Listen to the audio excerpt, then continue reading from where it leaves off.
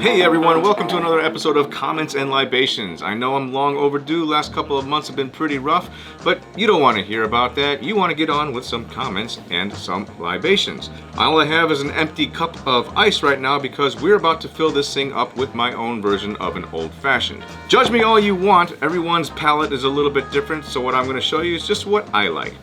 We're going to start off with a little bit of Four Roses Small Batch Select Kentucky Straight Bourbon Whiskey. Give it a little bit of Di Serono Amaretto for some flavor. I use this instead of simple syrup. And we're going to give it a few dashes of orange bitters. Lastly, we're going to top it off with some maraschino cherries, mix it up, and enjoy. So first we'll start off with a couple ounces of Four Roses. Then I like my old fashions a little sweet, so I'm going to add 3/4 ounce of amaretto, followed by about 5 splashes of orange bitters. I misplaced my spoon. Grab a couple maraschino cherries, and I'll even add a little bit of the cherry syrup for flavor. Give it a good stir, and enjoy. Good stuff. Alright, first comment from Shervin. Do you recommend in certain longer hoses to go from outside to inside a camper? Thank you for the video. Awesome. Thanks, Shervin. Hopefully I'm pronouncing that name right. This was from the Chinese diesel heater video. If you haven't, I actually have a video where I did a field test in my tent in the backyard where I ran a hose from the heater to the tent. Honestly, I would say just pick whatever length hose is going to get the job done. Not too long of a hose. The longer the hose, the more of a heat loss you're going to see between the heater and your final heated area. So you can try maybe an insulated one. I used just the aluminum one that came with it. I also tried using something akin to like a dryer vent. You can find some other hoses. Honestly, I'm still kind of experimenting. I'm currently using basically like a dryer vent hose. And it's getting the job done, but I'm not doing it for long runs. So hopefully that helps a little bit. Sorry I can't be more specific. When I find a good recipe for what to do with the hoses, I will let you know. Next one from Mr. Wizard. But how do you listen to encrypted police channels? You don't, Mr. Wizard. I'm sorry, actually, decrypting police channels is considered illegal. Encoded stuff like digital radio, trunk radio, and so forth is one thing. Most police scanners and softwares that you can even do with the software to find radio, you can decode. Decrypting or encrypting and decrypting is another matter. To my knowledge, that is completely illegal and you cannot do it. Next one from Lucas Henry. Okay, yeah, I got a quick question. Why is your air conditioner in backwards? I think he's referring to the air conditioner over my shoulder where you just see the ass end of it sticking out. So that's actually pointing into my little office that I built inside my garage when COVID hit and I started working from home. I have a small home, I just wanted to get away, so I commute to my shop and work inside that little 6-foot by 6-foot windowless coffin. I like it, it works out pretty well for me, but during the summer that's cooling me off in there. The heat, yes, it is blowing it into the garage, and usually I just have a fan facing up towards the back of the air compressor, blowing it up into the rafters of my garage so that it can exit out the vent in the roof. So there you go, that is why I have the air conditioner installed backwards. Next one from Stevios111 on my diesel heater update. Hi from the UK, great video mate, and thanks for the info. You're welcome, thank you for watching. I was just wondering if you leave your Jackery plugged into the mains while using it to provide 12 volts to your heater. So it actually only uses the stored battery power if you were to lose the mains. Cheers. Cheers. Yes, I do leave the Jackery plugged into the main power, to the grid power, and I run the heater off of the Jackery. So what's actually happening is the heater is drawing power from the Jackery, so the Jackery would otherwise be depleted, but because the Jackery is plugged into grid power, it's replenishing it faster than it's being drawn. So if I lose grid power, then the Jackery is going to take over and I'll have a continuous uninterrupted power supply to the heater. Now so far keeping it plugged into the grid is not causing any problems with the Jackery. I can still unplug it, take it out portable whenever I want, and it doesn't seem to deplete its usable life. But time will tell. In the meantime, it's working great. Next one from Deep Purple Fan on the coolest radio you've probably never heard of. I've heard of this. Well, good for you, Deep Purple Fan, then my video was probably not intended for you. Next one on my Subaru electrical panel here. How come you didn't install everything on the right side since you would use less wire to go into the firewall? Just curious. I plan on doing the exact same thing to my Crosstrek, but I wanted to do it from the right side if possible. I'm assuming he's referring to looking at the vehicle from the front on the right hand side because I actually put it on the right hand side if I'm looking from the driver's seat forward. So to demystify it, I put my panel on the passenger side firewall. The reason I did not put it on the driver's side firewall is because there was going to be less room with the brake booster and other things in the way. And quite honestly, you could probably get away with putting it on the driver's side, at least the way I mounted it. I just didn't want as much crap in the way. There was more stuff on the driver's side. I had a big open cavity on the passenger side, so I just, personal preference, I decided to install it there. Plus, I also run other things from the driver's side anyway, like the power to my radio and a couple other accessories inside. So preference only from my point of view, but either way, good luck on doing something similar to your Crosstrek. I hope it comes out awesome. Learn from my mistakes, make it better than mine, and hey, show pictures sometime. Lee Boswell writes, "Rib nuts are a lifesaver." Yes, Lee, they are. This was when I was fixing my broken iCamper shelf. Man, I was so disappointed to find that they just used pop rivets for that hinge, and those rib nuts ended up working really good. So anytime you're working on something, building a project, and you need a fastener, sheet metal, or into something like that, if you can, I would personally suggest doing something like a rib nut, a plus nut, or something else as a threaded mechanical fastener, as opposed to a simple pop rivet, just because pop rivets are notorious for coming loose after some time. They're aluminum, they're soft. In my experience, they're just not that great, unless you're using a ton of them to fasten something. Next on the coolest radio you've probably never heard of, Vasil Yotav. A lot of people listen to plane crashes on this type of devices. Smiley face. Yeah, sure, I don't know if I share the sentiment of a smiley face next to a plane crash, but you know, whatever. Next from It's Me, Giga. Hey, Giga. Great job. Unless you point it out, no one will ever notice. Also, I love Bolt Depot. Every nut and bolt in my CNC router table came from them. The price is amazing, and they have the oddest sizes that I needed. Yeah, you know, until I was doing this project, I had never heard of Bolt Depot. So for those of you who haven't heard of it, like I hadn't, boltdepot.com, I think it's .com, just Google Bolt Depot.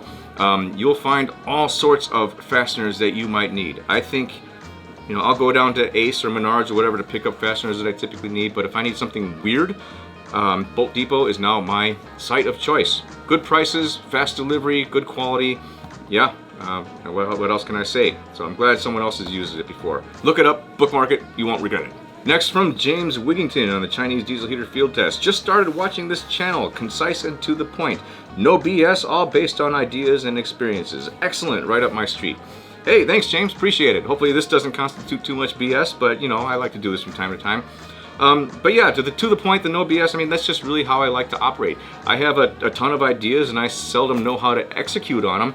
So I'll just read, check things out, look on things up on the internet, read forums and whatnot, and get just enough knowledge to get started. I like to try things that I don't really know how to do. I mean, that's how I learn. And that's basically the premise of this channel, to share with others the things that I either know or share my experiences as I learn them. Everyone's wired a little bit differently, but for me, learning new things is what brings joy to my life. Next from Jim Green on a weekend vlog, episode 3, when I was trying to learn CW, or continuous wave, aka Morse code. During World War II, I could see needing Morse code skills. Those skills are in 0.01% or less of the human population right now. True, even if you know it, so few would know it. Without regular use, you lose it. Time has value. Where do you see value in Morse code in this day and age? That is a fair question, Jim, and I believe I responded to this comment on YouTube. And it goes back to my previous comment. You know, honestly, not everything has to have utility, for me anyway, insofar as learning something new. Morse code is just one of those things that I think has been romanticized for me over the ages, as far as, you know, whether you're trying to tap out an emergency message or whatever. And I always thought it would be cool to know it. Right now, I learned it, so I can send about 18 words per minute via Morse code.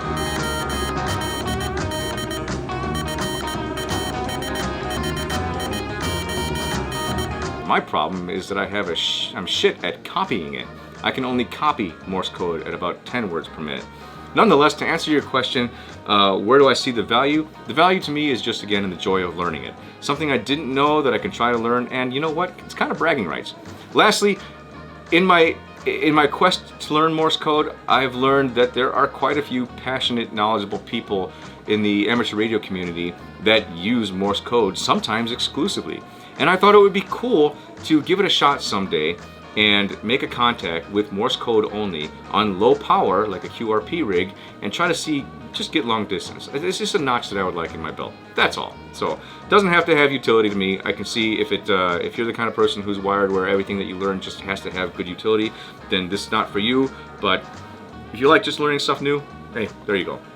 Next from Master Wrench. Wow, dang if I don't feel old. Saved to watch again. This is the SDR video. Friend said, day we stop learning is the day we stop living. So, thanks, bud. I agree. So, I think I've beat that horse to death already. Joy for me, learning something new. And that's what keeps me going.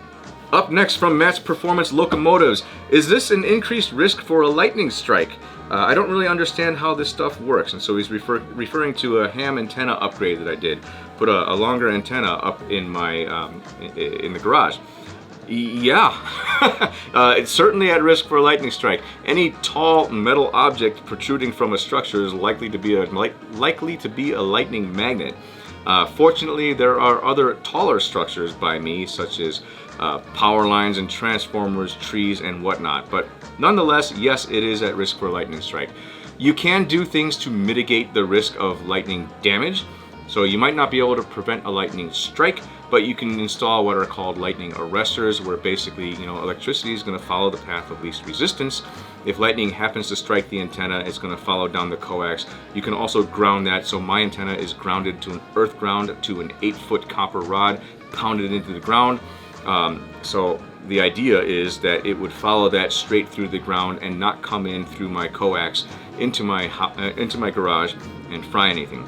Next, it's good practice to disconnect the coax from your radios if you're not going to be present or if there's a storm coming, so that you don't run the risk of lightning striking your antenna and going straight through and completely frying your radio. And you don't even need a direct lightning strike. I've heard it told that sometimes even just the electrical discharges near an antenna is enough to cause the sensitive electronics in a radio to go bonkers. So my best practice is, like my radios right now, they do not have the coax connected. I don't connect it until I'm ready to use them. So there you go. I hope that helps answer your question. That's a good one. I'm sure there's hams on this channel that are watching that are more knowledgeable than I. If you have any tips or things that I haven't covered, please chime in. Next from Alan Rupa on the broken iCamper fix. Using Bondo reminded me back to my days when I did body work on my old car back in the early 1980s. Yeah, Bondo is a special something. I kind of like the smell too. Does that make me weird? Same thing on the iCamper. Very, very well done. Compliments from another sometimes dilettante. Awesome. I love talking to other dilettantes. Thanks for your videos. Learned a lot already. You cover a lot of great topics. Always a pleasure to see something new coming up. Please keep it that way. Best from Stuttgart, Germany. Bless you. Stuttgart. That's badass. It's so weird to me that to have an international audience, but man, Thomas, it sounds like we can have a beer together and probably talk some good stuff. Thank you for appreciating the diversity of the channel. That's actually one of the sacrilegious things to do that every successful YouTuber would tell you to do, and that's to pick a niche and stick to it. Me, I don't like being in a box. My interests span many things, and so the intent behind this channel was just to, well, one, as a creative outlet, and two, just to share with others random musings, random projects, random shit that just happens to cross my mind on any given day. So there you go. I'm glad some folks out there appreciate it. Thank you. Next, a diesel heater update. Did you use this camping? From Amazing Feet. Interesting. Did you use it camping? If so, where did you put the exhaust, and also where is the combination intake located in the shop? So when I did take it camping, yes, the whole unit was outside, so the exhaust was outside, and I only ran the heating duct inside the tent. Inside the shop, as you can see here, the air intake is actually behind the unit, so I am using the air inside the shop for combustion air. Now, there's a variety of pros and cons, probably more cons than pros that people might say about this. The main cons are, one, I'm pulling in shop air, the room I'm trying to heat. I'm using that air in order to suck into the combustion chamber, burn, and then spit out as exhaust. So that's giving me a negative pressure inside the room I'm trying to heat, so that might draw in any cold air from outside. And then two, using heated air from inside the shop is going to be, well, hot air as opposed, well, warmer air as opposed to cold air, which is going to be less dense and probably make for a less efficient combustion. So ideally, you would probably want to draw outside air as your combustion air. One, because it'll be cold and more dense, and two, so you're not creating negative pressure inside the area that you're trying to heat. Now, I didn't do that just out of convenience sake. You know, poking one 4-inch hole into the wall was, you know, one thing. Poking another hole just for the combustion air was another. So right now, it doesn't really give me much of a problem. But I suppose if you want to do it efficiently, then yes, you would probably have your combustion air and your exhaust both routed outside. If there's any HVAC folks watching this that would disagree, please let us know in the comments, but that's just sort of what I understand based off of physics. But I could be wrong. Wouldn't be the first time, won't be the last. Next, from Lars Thorwald, why did you buy a pre-built NAS if you're into DIY? Hey, that's a fair question, Lars. NAS setups like that are a little bit outside of my comfort zone, and that's not to say that I wouldn't be willing to learn, but it was one of those things. The intent for my NAS was to serve as a backup for all of my videos, my pictures, and a lot of the other stuff that I just don't want to lose.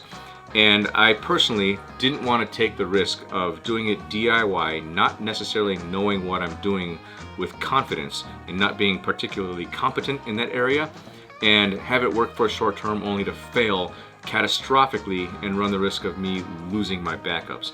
Now, granted, it's just a backup, and if it did fail, I should still have other copies elsewhere. It's just removing that uncertainty, removing that other variable that I was trying to avoid. Next, on the short video I did when my Prinsu rack was leaking from Big One-ish, did you use silicone on the mounting points on the roof before putting the bolts through? Yes, I did. As a matter of fact, I probably was too generous with my silicone. Not only did I place silicone around the little feet that attached to the roof, I also silicone around them after the fact. And you know, honestly, I should have, forgive me, I failed to follow up on this video. I have not had a problem since that car wash, and I think my problem was being a dumbass and presuming that a point-blank range of a pressure washer was not going to cause a leak. Now, maybe it shouldn't have, but I think that's what did me in. It's rained, it's snowed, it's been windy, I've been on the highway when it's rained. I have not had any leaks since then. But honestly, I'm not completely sold on the Prinsu design, how that's set up. The standoffs that go to the actual rack, they have a little bit of a gap. They're just cylindrical standoffs that go up to the rack. And the way it's set up is that it's quite possible for water to drip down the side of the rack and into a gap of that cylindrical standoff.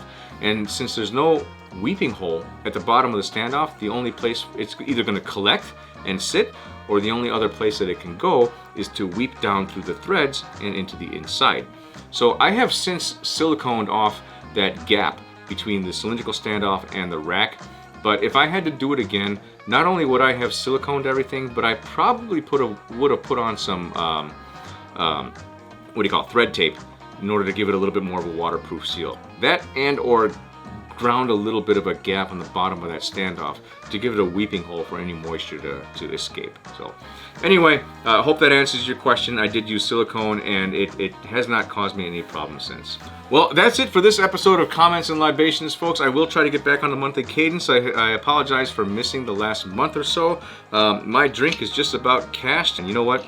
Damn, that was good. So thank you as always for watching. I hope you enjoyed this one. If you did, give me a like. And if you haven't subscribed already, please do so. Next week is Thanksgiving, so I hope all of you have a wonderful and safe Thanksgiving. Until the next time, this is Tom the Dilettante saying keep on tinkering and keep on learning. Take care.